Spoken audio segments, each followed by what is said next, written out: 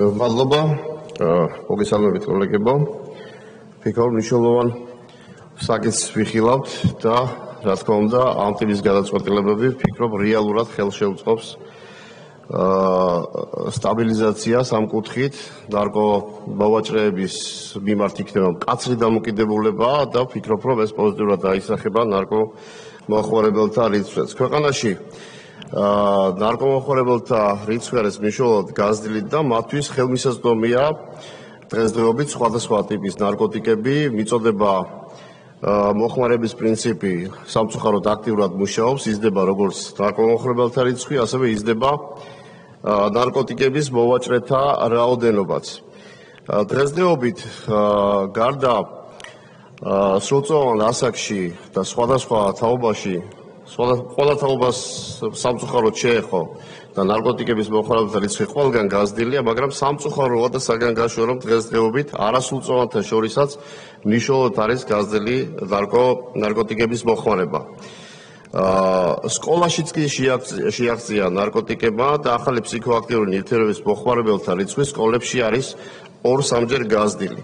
და ასევე დაიწია ნარკოტიკების პირველი მოხმარების, ანუ პირველი გასინჯვის ასაკმა და ის დავიდა 13 წლამდე. ქვეყანაში არიან ასევე ქალი ნარკომოხმარებლები და ისინი გარკვეული სტიგმის გამო ხშირად საჭიროების შემთხვევაშიც კი არ აკითხავენ სამედიცინო დაწესებულებას და საკმაოდ მაღალია ასევე რისკი ინფექციური დაავადებების გავრცელების. ის რა ნარკოვითარებას დღეს ქვეყანაში გვაქვს, სამწუხაროდ იყო წინასწარ პროგნოზირებადი და ამაზე ჩვენ დიდი ხნით ადრე ვსაუბრობდით. ისინი ვინც ვეწინააღმდეგებოდით ლიბერალურ ნარკოპოლიტიკას თავიდანვე, როცა ეს პროცესი დაიწყო და ეს დაიწყო მერვე მოწვევის პერიოდში. ჩვენმა წინააღმდეგობამ ნაწილობრივ შედეგი გამოიღო, მაგრამ ეს არ აღმოჩნდა საკმარისი და გვაქვს ის შედეგი, სამწუხარო შედეგი, რაც გვაქვს. თუმცა რომ არა ჩვენი მაშინდელი წინააღმდეგობა არა მხოლოდ ჩემი, არამედ იმ პარლამენტარების, რომელთა დიდი ნაწილი დღეს არ არის პარლამენტში და არც აქტიურ პოლიტიკაში, მაგრამ ისინი იყვნენ ქართული ოცნების წევრები და მათი წინააღმდეგობის წყალობით ჩვენ გარკვეულ შედეგს მივახციებთ და ამაზე ქვემოთ ვისაუბრებთ, რა შედეგი გამოიყო ასეთმა დამოკიდებულებამ. ნარკოპოლიტიკას ძალიან მძიმე პრეისტორია აქვს და როგორც გითხარით, ის მერვე მოწვევის პერიოდში დაიწყო და გაგრძელდა მეცხრეშიც, როცა იქნა იმდაგვარი ლიბერალური ნარკოპოლიტიკა მიღებული, რომელიც ძირითადად პოპულარიზაციის, ნარკოტიკების პოპულარიზაციის აქტიური პროცესის ხარჯზე იქნა მიღწეული და ის რამძიმე შედეგიც დაიდო, ყველა უკვე ხედავთ ამას.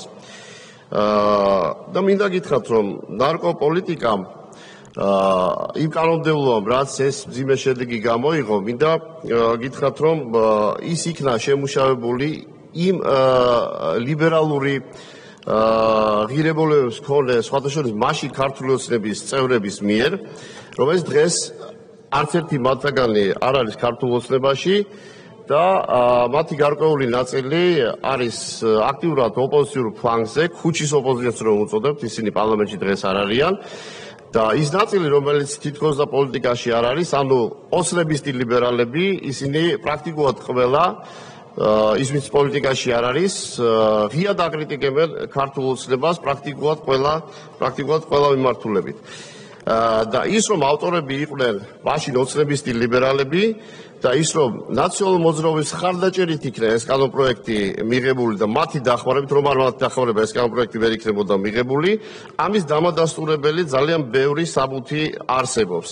და ოქმები, აი მაგალითად თქვენ რომ ნახოთ იმ კანონპროექტის ავტორები, თქვენ ამოიკითხავთ მასში ან მაშინდელ ოცნების ლიბერალებს, რომელიც კიდევ ერთხელ დღეს ქართულ ოცნებას აკრიტიკებენ, ან ის პირები არიან, ვინც დღეს აქტიურად ქუჩის ოპოზიციას არიან მიერთებული და შეიმჩნევიან ისინი ანტისახელმწიფოებრივ მიდგომაში. და ასევე შემიძლია დასურათ იმ კომიტეტის სხდომის ოქმი ამოვიღო, სადაც ქართული ოცნების წევრები, მაშინ ექიმები, რომელიც კარგად ხედავდნენ ამ მომავალ რისკებს, შესაძლო რისკებს და ისინი კომიტეტში ამ კანონპროექტს აქტიურად უწევდნენ წინააღმდეგ და მხარს არ უჭერდნენ. და მხარდაჭერა იქნა წარმოდგენილი სხვათა შორის ნაციონალური მოძრაობის მაშინდელი წევრების მხრიდან, ეს იყო ზურაბ ჭიაბერაშვილი, ელენე ხოშტარია, გიორგი წერეთელი და ნიკანორ მელია. ისე რომ ამას ძალიან მძიმე პრეისტორია აქვს და მინდა გითხრათ, რომ ეს მიმდინარეობდა ძალიან აქტიური პროპაგანდით ლიბერალური ნარკოპოლიტიკის სასარგებლოდ. ის რომ ეს ნარკოპოლიტიკა უკიდურესკანო ლიბერალიზმით იყო მიღებული და საფრთხე შეიცავდა, ჩვენ ამაზე ღიად ვსაუბრობთ და განცხადებებიც კი არსებობს.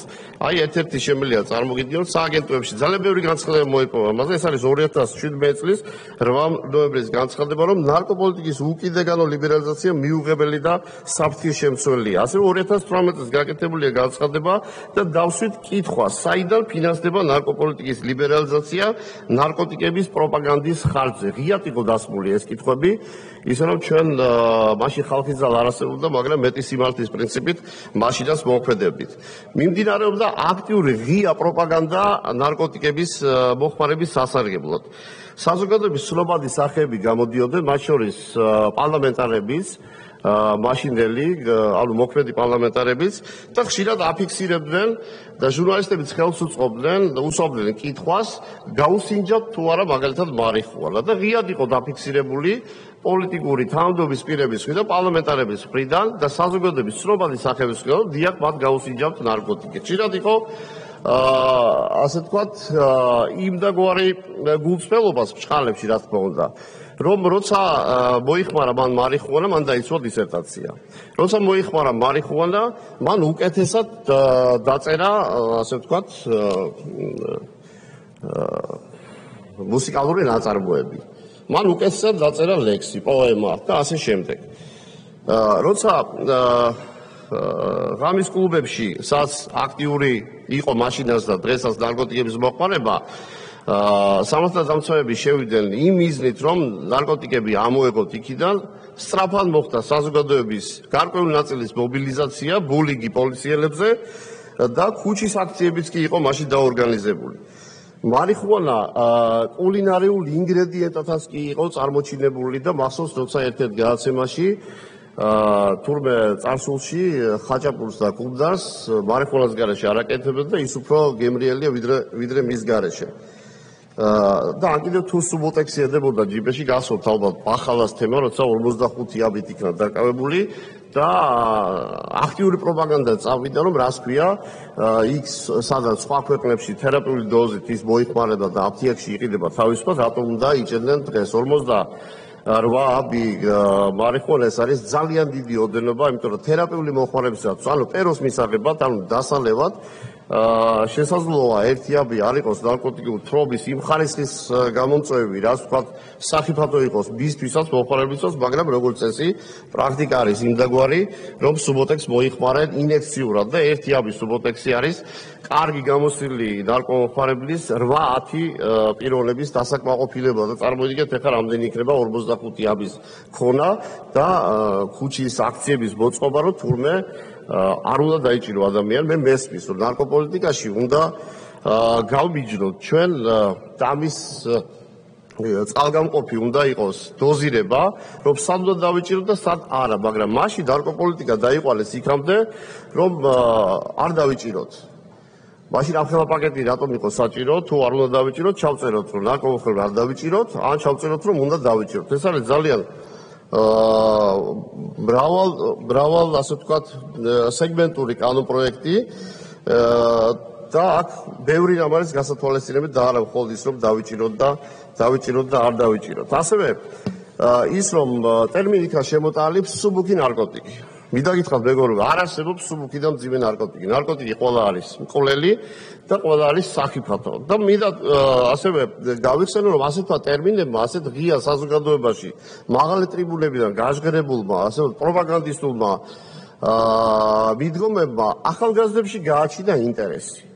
და ასევე მოხსნა შიში, რომ თუმცა მსუბუქი ნარკოტიკი, მსუბუქმა როგორც შეიძლება მძიმე შედეგი მოიტანოს და ახალგაზრდების გარდაცვლილთა უდიდესი ნაწილი იყო პირველი მომხმარებელი ნარკოტიკის და ისინი არ იყვნენ ისევ ბჭყალებში გამოსილი ნარკომანები. ისე რომ ამ საკითხთან დაკავშირებით გონიერებასთან ერთად სიფრთხილეცაა საჭირო. ეხლა მინდა გითხრათ ეს ძიმე პრეისტორია, რომელიც როგორც მოგახსენებთ, მერვე მოწვევაში დაიწყო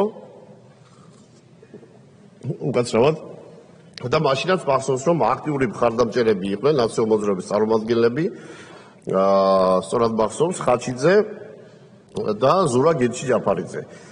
მაშინ ნარკოპოლიტიკის ლიბერალიზაციის თვალსაზრისით გამოტანილი იქნა ჯანდარის კომიტეტში ეს კანონი, მაგრამ პრინციპული წინააღმდეგობით მხარდაჭერილი მაშინ არ იყო და კანონპროექტი ვერ გავიდა. მაგრამ მეცხრე მოწვევაში კანონპროექტი უკვე იმდაგვარი, რაც ნაწილობრივ პირველი შემოტანიდან ჩვენი წინააღმდეგობის მიერ შეიცვალა, მაგრამ ყოველთვის დღესაც მოქმედია, მეცხრე მოწვევაში იქნა შემოტანილი და ისევ პროპაგანდის ხარჯზე დაიწყო მისი, ასე ვთქვათ, გზის გახსნა. მინდა გითხრათ, რომ დეპუტატთა ის ნაწილი, რომელიც ძირითადად ექიმებს წარმოადგენდნენ, მათ შორის მეც მათთან ერთად გამოვხატეთ პრინციპული წინააღმდეგობა და მივედით იქამდე, რომ ქვორუმის არ შედგენის თვალსაზრისით არ დავესწარეთ კომიტეტს. მაგრამ მინდა ისევ მეტი სიმართლის პრინციპით ვისარგებლო, რომ მეტი იცოდეთ თქვენს და საზოგადოებამაც. მაშინ სამწუხაროდ კომიტეტის ქვორუმი შეივსო ნაციონალური მოძრაობის წევრებით. ანუ ქართული ოცნების წევრები იქ არ იყვნენ და ქვორუმი შედგა ოცნებისτη ლიბერალებისთ, კიდევ ვამბობ, ისინი დღეს ნაწილი ოპოზიციაშია და ნაწილი აქტიურად აკრიტიკებს ქართულ ოცნებას და შედგა ნაციონალური მოძრაობის წევრებით. კარგად მახსოვს, როცა ერთ-ერთი წევრი ნიკალომელი არ ესწრებოდა, არ ვიცი რა მიზეზის გამო, მაგრამ აყალდებოდა ხმა და რომან გოცილიძით იქნა შევსებული ქვორუმი. ჩატარდა კომიტეტის სხდომა, რა თქმა უნდა, მე ვილაწყებით, რომ ამის მიღმა ძალიან ბევრი დაძაბულობა იყო და ასევე მინდა ობიექტურობისთვის ვთქვა, რომ მაშინ ბატონი მამუკა ბგინარაძის პოზიტიური, ასე ვთქვათ, ჩართულობა იყო და მე მინდა მადლობა უთხრა დღეს მას. ეხლა რას ვეწინააღმდეგებოდი და რატომ ყვები მე ამ ისტორიას? რომ არა მაშინდელი წინააღმდეგო, რომელიც არასაკმარისი აღმოჩნდა, იმიტომ რომ მძიმე შედეგი მაინც დადგა. მაგრამ შედეგი უფრო მძიმე იქნებოდა, რომ მიგვეღო ის, რაც პირველადი ვარიანტი იყო შემოტანილი და მაგალითად ყველაზე მძიმე რა იყო? გავრცელება და გასაღება იყო გამიჯნული ერთმანეთისაგან და გავრცელების შემთხვევაში იყო სახტელი შემოტანილი 300 ლარი. ანუ ეს იყო ნარკომოვაჭრის სახტელი, რომ გადაიხდიდა 300 ლარს და გავრცელებაში გზა ჰქონდა აბსოლუტურად ხსნილი. თქვენ წარმოიდგინეთ, ეხლა გავრცელება თუნდაც ფულადი ინტერესით იქნება თუ მის გარეშე, საზოგადოების ზიანი აბსოლუტურად არის თანაბარი. და ეს საზოგადოების ზიანი დღეს გვაქვს სახეზე. კიდევ რას ვეწინააღმდეგებოდით ჩვენ? აი მაგალითად იყო ასეთი ჩანაწერები. ნარკოტიკული საშუალების, მისი ანალოგის პრეკურსორის, ფსიქოტროპული ნივთიერების ან მისი ანალოგის პირადი მოხმარების მიზნით მცირე ოდენობით უკანონო დამზადება, შეძენა, შენახვა, გადაზიდვა, გადაგზავნა, საქართველოში უკანონო შემოტანა, საქართველოსთან უკანონოდ გატანა ან ტრანზიტით საერთაშორისო გადაზიდვა გამოიწვევს დაჯარიმებას 100 ლარამდე ოდენობით. ანუ იხსნებოდა ნარკომოვაჭრეთა კარი და ეს კარი იხსნებოდა ასევე საზღვარზე. მაგალითად ის, რომ უკანონო მოძრაობა მოხმარება საზოგადოების თავშეყრის ადგილას ან არასრულწლოვანის თანდასწრებით გამოიწვევს დაჯერებას 200 ლარამდე ოდენობით. ანუ ნარკომოხმარებელი არასრულწლოვანთან ერთად ამას ვთქვათ, თრობაში შედის, აჩვენებს, აყურებინებს არასრულწლოვანს, რომელსაც ძალიან დიდი შანსია, რომ ის მისთვის საინტერესო გახდეს და მის აბაძი იყოს ეს. ანუ წამახალისებელი და თუ კი ამას ჩაიდენს ზრდასრული ადამიანი, ეს მაშინ 200 ლარამდე ოდენობით შეიძლებოდა დაჯარიმებულიყო. ასევე რომ მაღალი რისკის მქონე ან საგანმანათლებლო დაწესებულებებში სამსახურებრივი მოვალეობის შესრულებისას გამოიწვევს დაჯარიმებას 300 ლარამდე ოდენობით. ეხლა წარმოიდგინეთ, ფრინავი ზის საჭესთან, ფაილშია მგზავრებთან ერთად, არის ნარკოტიკული თრობის ქვეშ, რა მოხდა ახლა? თუ დაეშვა, ხო, 300 ლარით დაჯარიმდებოდა და რამხელა რისკი მგზავრების. ან თქვა ქირურგი გახსნა მუცლის ღრუ, ან თავისხალის ტრეპანაცია გაკეთა, არის ნარკოტიკული თრობის ქვეშ და მერე რა? თუ მძიმე შედეგი დასვა 300 ლარი იქნება მხოლოდ ჯარიმა. ან თქვა მასწავლებელი მომავალ თაობასთან მუშაობს, არ აქვს მნიშვნელობა რა საგანს, მაგრამ მასთან არის კონტაქტში პრაქტიკულად ყოველ დღე და არის ნარკოტიკული თრობის ქვეშ. ამას უყურებენ მოსწავლეები, თაობა, რომელიც ფსიქოემოციური სტრუქტურა არ არის ბოლომდე ჩამოყალიბებული და ასეთი საკითხები ზოგჯერ მათთვის საინტერესო დაასრულებინეთ ასეთი მძიმე შედეგი და ასევე მინდა გითხრათ რომ ამ პროცესს ის რაც ხდებოდა პარლამენტში შიგნით საკმაოდ დიდი ხარდაჭერა ჰქონდა აქციების სახით გარედან ამაში მონაწილეობდა არასამთავრობო სექტორის ის უდიდესი ნაწილი რომელიც ბოლო პოლიტიკურ პროცესებში ანტისახელმწიფოებრივ ქმედებებში გამოირჩეოდა დღესაც უყურებთ მათ სახეებს მინდა გითხრათ რომ ზიანის შემცირების ალიანსი რომელიც პრაქტიკულად ამ კანონპროექტის შემოქმედი იყო ის ფინანსდებოდა დასავლური ფონდებიდან და 2018 წელს დავსვით ღიად კითხვა ესაც არსებობს სააგენტოებზე საიდან ფინანსდება ნარკოტიკების პროპაგანდა და ლიბერალიზმის ის ხარისხი რომელიც ერთმნიშვნელად ძალიან მძიმე შედეგს დააყენებდა და ეს შედეგი დღეს სამწუხაროდ დადგა ასევე იყო ასეთი არასამთავრობო ორგანიზაცია თეთრი ხმაური რომელიც პირდაპირ იყო ასე ვთქვათ მომართული იმისათვის რომ შიგნით ნარკოპოლიტიკის საკანონმდებლო დონეზე განხვის დროს ზეწოლა მოეხდინა გარედან ეს არ იყო შემთხვევითი ეს იყო ორკესტრირებული და ეს არის სწორედ იმის ნაწილი რასაც ჩვენ ღიად უყურებთ სხვადასხვა მიმართულებით რომ ფსევდოლიბერალური დამოკიდებულებები და ზოგადად ლიბერალიზმი უკიდეგანოდა გაუთვლელი და დაუთვლელი. აი როგორი ზიანის მომტანია. ისე რომ მე რა თქმა უნდა ამ კანონპროექტს მხარს უჭერ ამ კანონპროექტს. გარკვეული შენიშვნები იქნება, მაგრამ ეს არის ის ნაწილი, რაც მეორე მოსმენის დროს იქნება განხილული და მე მეორე მოსმენის დროს ამ კითხვებს დავსვავ და ასევე მექნება რჩევა კოლეგიალური. თქვენ ხედავთ რომ ხალხის ძალის პროგნოზები, მათი პოლიტიკური ხედვები, ქმედებები, სიმართლის ხარისხი არის სასარგებლო მმართველი გუნდისთვისაც, ქვეყნისთვისაც და საზოგადოებისთვისაც. ეს უკვე პრაქტიკამ დაადასტურა.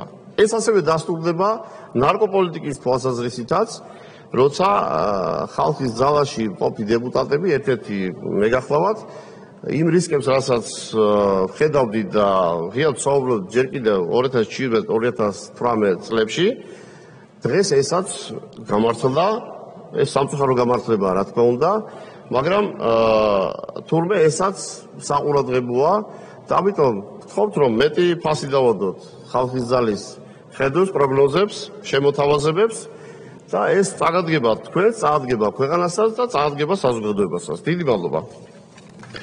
მადლობს უმრავლესობის სახელით მამუკა მდინარაძე 15 წუთი